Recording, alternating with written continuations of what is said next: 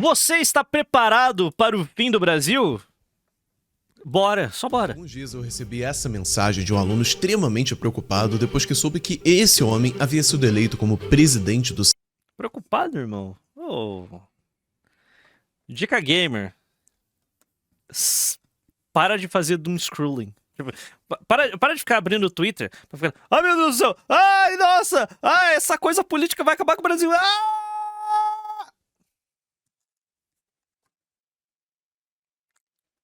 Calma. Brasil, irmão. A gente tá no Brasil. Sabe? Lembre-se. Lembre-se. Estamos no Brasil. Repita comigo. Nada nunca acontece. Esse é o Brasil. Sabe? A partir do momento que você internaliza isso daqui, ó. Internaliza esse pensamento aqui, ó. A feijoada é da boa. Todo mundo rindo à toa. é gente boa, de boa. Você já sabe como é. É isso. A partir do momento que você internaliza a ideia de que no Brasil tudo acaba em feijoada, você não consegue se perguntar, nossa, meu Deus, o Davi Alcolumbre agora é presidente do Senado. Ai, meu Deus, vai acabar com o Brasil. Não vai. Calma. Relaxa. Senado pelos próximos 2 anos. E o motivo era não a figura do presidente em si, mas sim o fato dele pertencer a um grupo político chamado de Centrão. Oh, meu Deus, uau. O Norme descobre o termo centrão e começa a se desesperar por qualquer merda que ele vê no Estadão. Que reúne vários partidos sem muita ideologia, cujo maior objetivo parece ser se manter no poder pelo maior tempo possível. A pergunta agora é, será que a eleição de Davi Alcolumbre para presidente do Senado realmente representa o fim do Brasil? Não é o fim do Brasil. O Brasil sempre foi essa merda aí.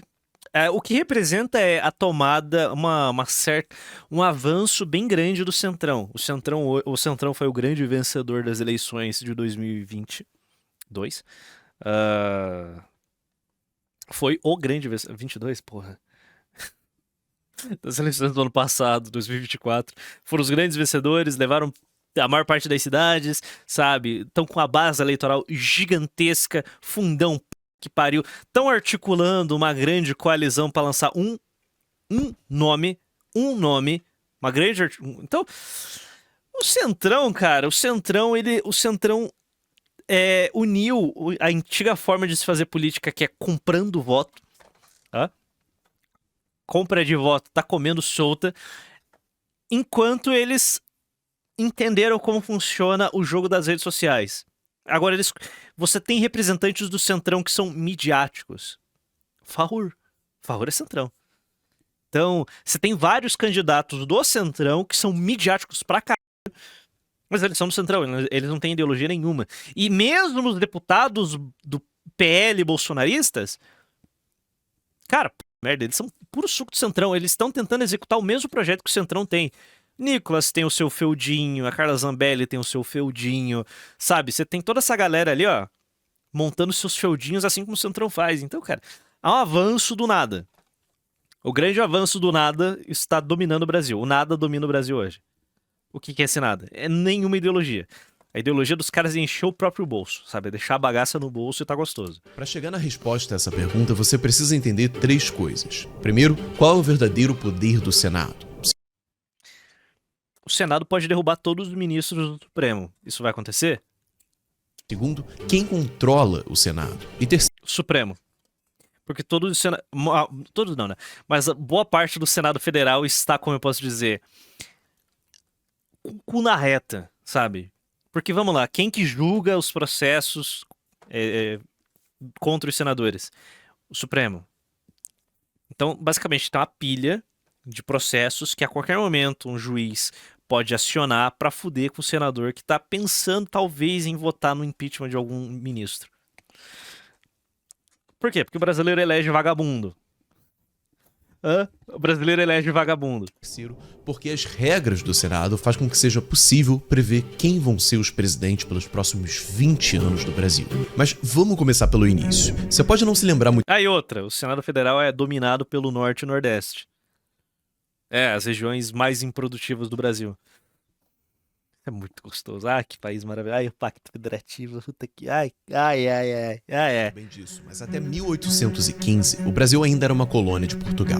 Acontece que nessa época, a família real portuguesa já morava aqui no Brasil há quase uma década. E por esse e vários outros motivos, Dom João VI, que fazia o papel de rei, já que a sua mãe havia sido considerada maluca, decidiu que ia levar o Brasil à categoria de Reino Unido do Brasil, Portugal e Algarves. Em bom português, o Brasil deixou de ser uma colônia e passou a ter o mesmo status de Portugal. Só que os portugueses, obviamente, não ficaram muito felizes com essa história. Afinal, o rei deles não só tinha largado todo mundo para trás para se esconder do outro lado do Atlântico para fugir da guerra, como agora eles ainda haviam sido colocados na mesma categoria de uma colônia. O resultado disso foi que o exército português liderou uma revolta exigindo que Dom João voltasse para Portugal. Caso ele se negasse a isso, ele seria deposto e um novo rei seria nomeado no seu lugar. Dom João, que não é bobo nem nada, viu isso, botou o rabo entre as pernas, entrou no navio e voltou para Portugal. No entanto, ele deixou aqui no Brasil seu filho, Dom Pedro I, que ficou tomando conta da casa. Mas o que Dom João não imaginava é que logo no ano seguinte, o seu próprio filho daria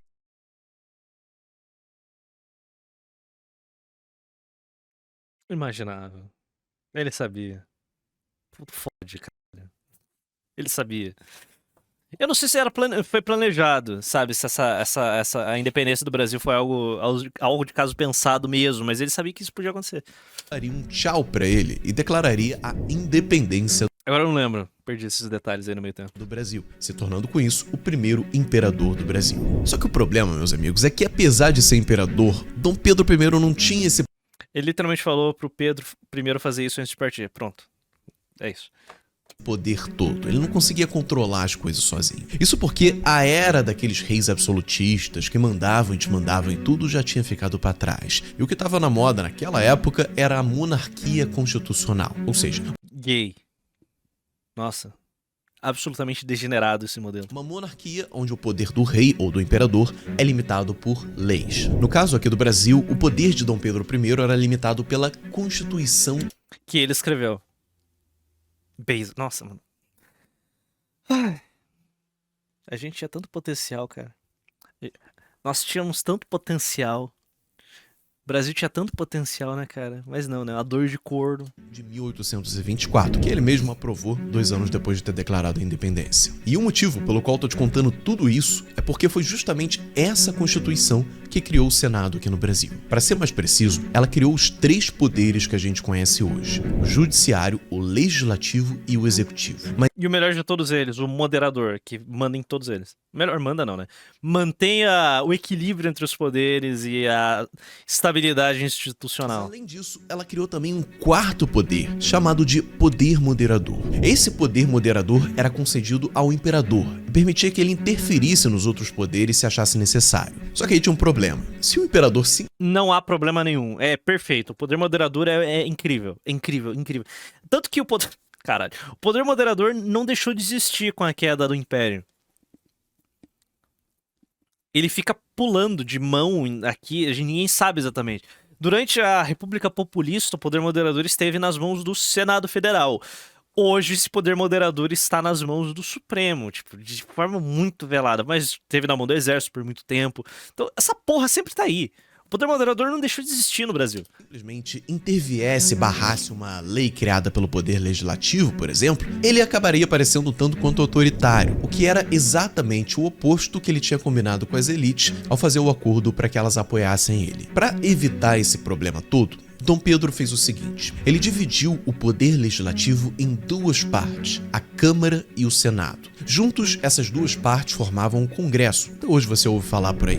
Para ser bem sincero com vocês, Dom Pedro não inventou esse sistema, ele é muito mais antigo e remonta aos romanos. Mas o fato é que a decisão de adotá-lo foi muito inteligente na época, porque manteve o poder nas mãos dele, ao mesmo tempo que não manchava a sua imagem. E o motivo pelo qual a imagem dele não era manchada é que essa divisão dava um certo ar de democracia. Isso porque os deputados que faziam parte da Câmara dos Deputados e eram e são até hoje os responsáveis.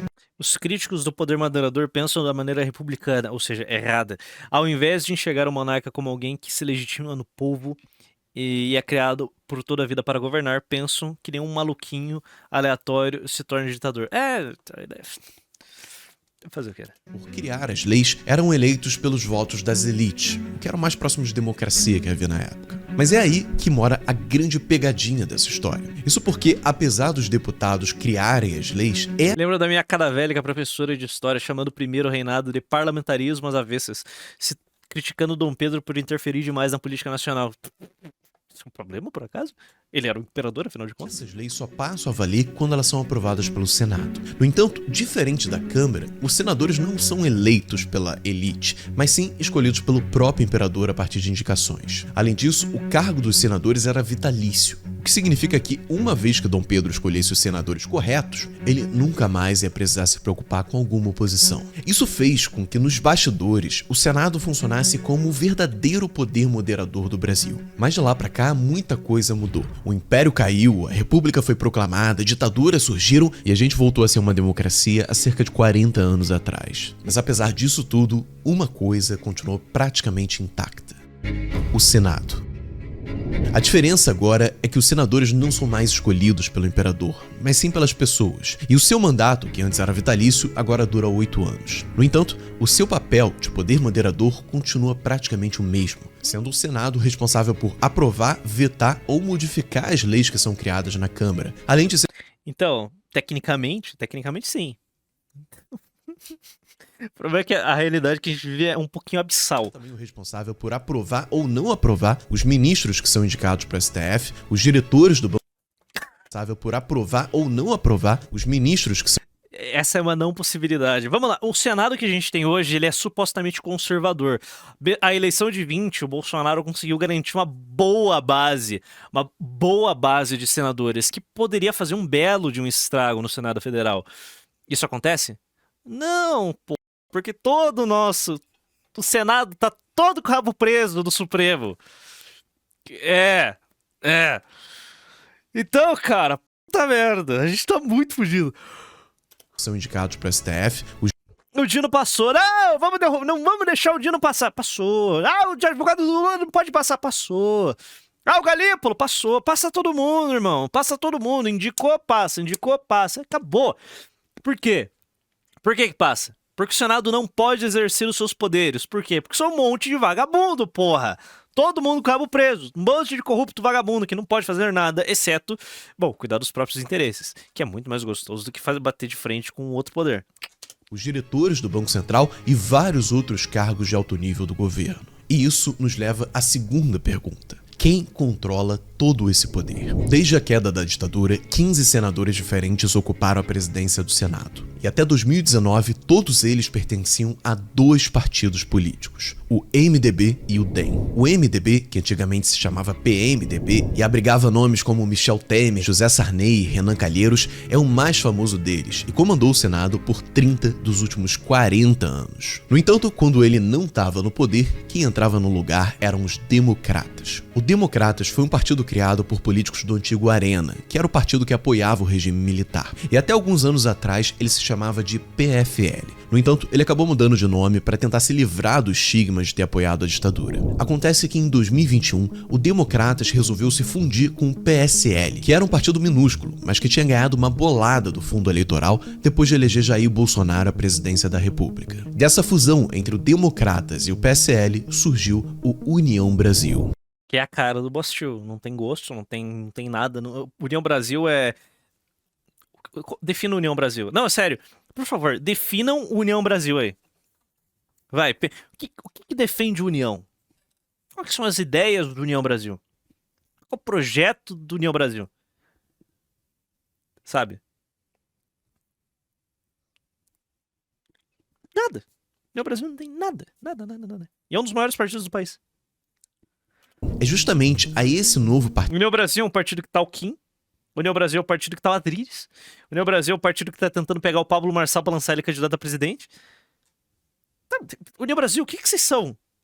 Sim.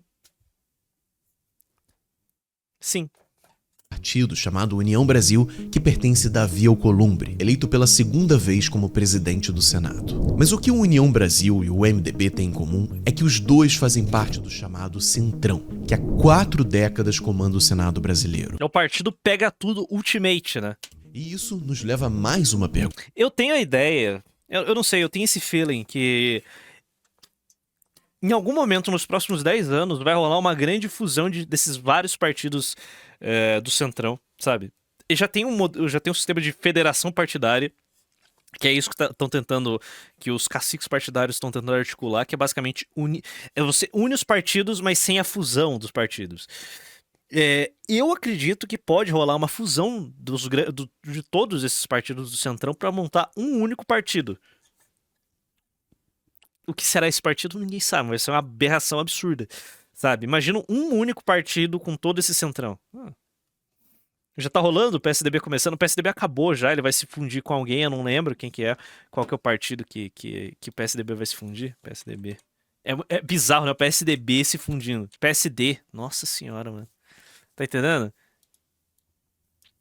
E vai juntar, e vai aglutinando partido, aglutinando partido, aglutinando partido, e tipo, até surgir o partido do anticristo brasileiro.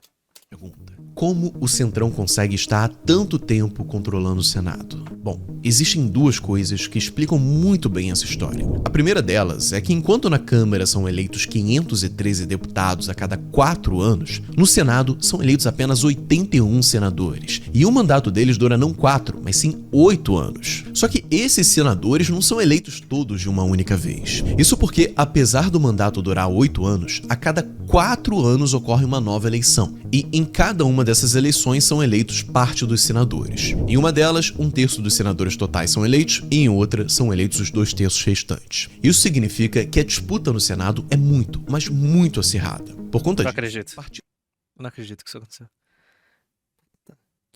partidos menores, que têm menos grana de fundo eleitoral, acabam ficando de fora. E os partidos maiores, por sua vez, não perdem tanto tempo tentando lançar candidatos que não têm uma grande bagagem política, uma grande experiência e um grande eleitorado para garantir a sua eleição. Só que o mais importante de tudo é que esse sistema de votação alternada, onde parte dos senadores são eleitos em uma época e parte é eleita em outra, impede que todos os senadores sejam renovados de uma única vez. Isso significa que mesmo que um partido de esquerda ou direita conquiste o coração de todos os brasileiros ao mesmo tempo, do dia para a noite, ainda vai levar no mínimo 8 anos para que eles consigam renovar completamente o Senado Federal, elegendo com isso a maioria dos senadores que apoiem a sua pauta. Esse, inclusive, é um dos motivos pelos quais o PT, que governou o país por 15 anos, nunca conseguiu eleger a maioria dos senadores, nem mesmo quando Lula tinha aprovação de quase 90% da população. E é justamente aí que entra em cena o segundo fator por trás do poder do Centrão: as regras para a eleição do presidente do Senado. A primeira regra é que, para ser eleito presidente, o candidato precisa obter a maioria absoluta dos votos dos senadores que estão lá no dia da votação. Isso significa que o político que quiser virar presidente vai precisar ganhar os votos não só de políticos de direita, mas também dos de esquerda. E a melhor forma de fazer isso... E nessa, Alcolumbre fez um grande acordo com o PL e Bolsonaro e Lula e foi eleito. Por incrível que pareça, é não sendo nenhum nem outro, mas sim do Centrão. Já a segunda regra estabelece que o voto é secreto, ou seja, ninguém vai ficar sabendo em quem cada senador votou, nem mesmo os eleitores deles. Por conta disso, até mesmo os senadores que são famosos por discursos ultra-ideológicos se sentem à vontade para fechar acordos debaixo dos panos com o Centrão para apoiar o candidato escolhido por eles. Afinal, independente de quem eles votem, eles não vão ser penalizados nas urnas por conta disso. Essa combinação especial de fatores permite que a gente preveja com bastante certeza que, independentemente do que aconteça com o Brasil nos próximos 20 anos, os presidentes do Senado vão continuar sendo os mesmos, aqueles que são indicados pelo Centrão. E a verdade é que a eleição de Davi Alcolumbre não representa o fim do Brasil, mas pelo contrário, ela é a mais pura continuidade do que já acontece aqui no país há quase 200 anos. No fundo, Alcolumbre é apenas o novo rosto de um grupo que vive nos bastidores, longe dos holofotes, e há mais de 200 anos controla o Império, a República, o Senado e o Brasil. É por isso que o Centrão é tão poderoso, e pelos próximos 2 anos, a coisa vai continuar sendo assim. Nada. Repita comigo. Repita comigo. Nada nunca acontece. É isso.